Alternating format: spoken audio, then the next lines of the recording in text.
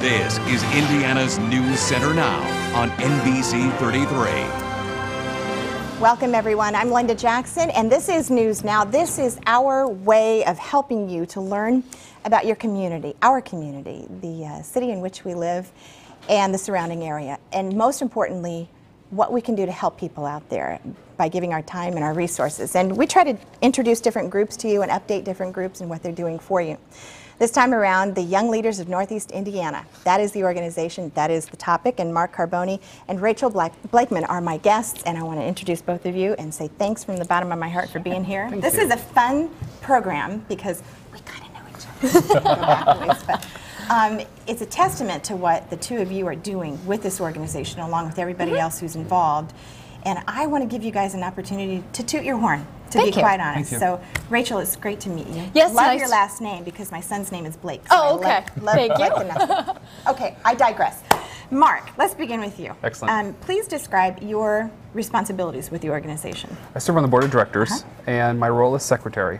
And it has been wonderful because not only do you get to see the makings of what's happening at the board level, but then you participate in all the activities. That's cool. And it has been phenomenal. That's cool. And there are a lot of activities, yes. and I know a lot of our viewers probably know about you, at least a little bit, but this is our opportunity to really fill you in. And Rachel, it's your turn. Sure. Well, I'm the communications chair, and so I help to get the word out about YLNI, and that's part of the reason why I'm really glad to be sitting in this chair today, is to let people know about all the good things that we're doing. And we have a focus of not only serving our membership, which are primarily young professionals in their 20s and 30s, but also working on community-wide initiatives and projects and events that we've held that have gotten attention almost more about the event than about our organization. Yeah. So we're really pleased to have the opportunity to talk about the organization for a change. That's why we are here, and we will get to that. And I just want to let you folks know at home, if you aren't in your 20s and 30s, there's no age cutoff necessarily. Correct. No. Per se. So do come back. We'll learn a lot more about Young Leaders of Northeast Indiana and how you can get involved, or maybe get some young dynamic person in your workplace or in your life involved in this organization too. We'll be right back.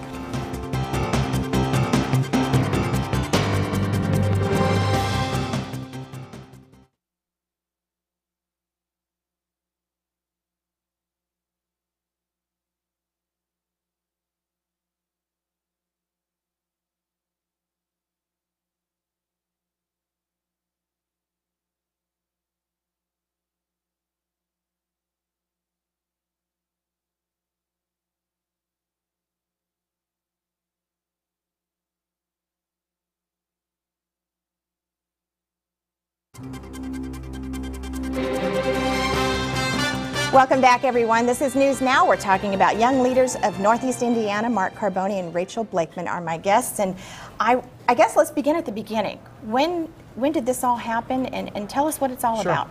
Well, May 20th, 2005, Young Leaders of Northeast Indiana held its first meeting. But prior to that, in 2004, the Corporate Council of Northeast Indiana came together, and they needed to address some of the brain drain issues. And from those beginning conversations was the development of Young Leaders of Northeast Indiana. But our first event was May 20th.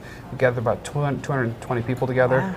Kind of all realized we all had the same vision, that we wanted something to do in Fort Wayne. We wanted to make Fort Wayne and Northeast Indiana our home, and we need to have some place to put our roots and start our families, and that's how we began. How many members do you have right now? Do you have an idea? We're a little over 1,000 We have members. we have a paid membership structure. Gotcha. But we also have the YLNI network, and so that means that they receive weekly emails letting our members and those in our network know about what events are happening, both within the organization, and we also have expanded that to allow some community events to be promoted that way as well.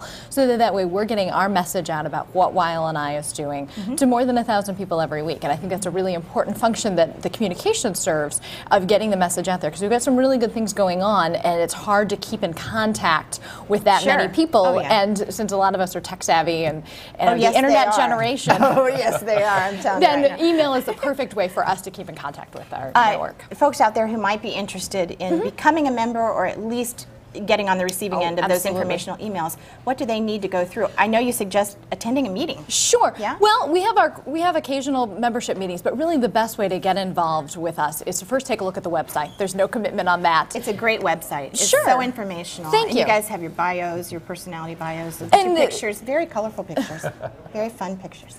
And we also have on there information about events that are coming up, Which is and we really cool. keep that Good calendar. updated and sort of give some history about the organization, our mission, our purpose, and so that's a great place. And then there's also a membership link; they can send their information in and join the network. What does it cost to be a funded member? Sure, paid membership is $30, so it's not a large financial commitment by any hopefully stretch. break the bank. that Exactly, sort of thing. exactly. And talk about funding too, you guys.